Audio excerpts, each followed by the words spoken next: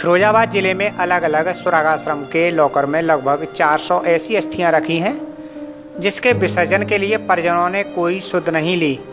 स्वर्गाश्रम प्रबंधन ने लोगों से गुहार लगाई है कि वह इन अस्थियों को ले जाकर उनका विसर्जन करें, जिससे कि उनके पूर्वजों को मोक्ष मिल सके।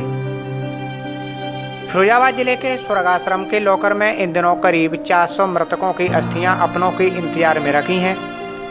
फिरोजाबाद के एक स्वर्गाश्रम छारबाग की बात की जाए तो अकेले लगभग 250 अस्थियां अपनों के आने का इंतजार कर रही हैं।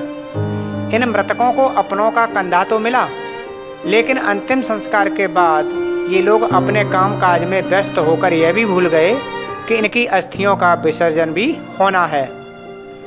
धार्मिक मान्यता के मुताबिक किसी व्यक्ति की अस्थियों का विसर्जन हिंदू रीति रिवाज के हिसाब से त्रयोदशी संस्कार से पहले ही किया जाना चाहिए, लेकिन इस बार कोरोना की मार के चलते लॉकडाउन में तो ये लोग अस्थियों को विसर्जन के लिए गंगा नहीं ले जा सके और बाद में भूल भी गए। जो लोग इन अस्थियों को ले जाना और उनका विसर्जन करना भूल गए हैं, उनको स्वर्गाश्रम के संचालकों ने अस्थियां ले जाने की अपील की है। 250 लोगों की अस्थियां वहां पर इस तरह से रखी हुई हैं जो परिवार अपने बुजुर्गों को अंतिम संस्कार करके भूल चुके हैं, या ये कहिए कोरोना के समय में उनके घर में और लोग भी बीमार हो गए तो वे उनकी सेवा में लग गए, अपने बुजुर्गों को भूल गए। उन सब की अस्थियां जमुना में विसर्जन के लिए इंतजार कर रही हैं। तो क्या लगता है इसका मेन अगर बात की जाए तो कोरोना के चलते ही ये क्या नाम है, जो अपनों को लोग भूले हैं, अपनों की अस्थियों को? बिल्कुल, आमतौर पे इतना नहीं होता था। आमतौर पे 2-4% लोग ऐसे होते थे जो अस्थि विसर्जन करने में असमर्थ रह जाते थे।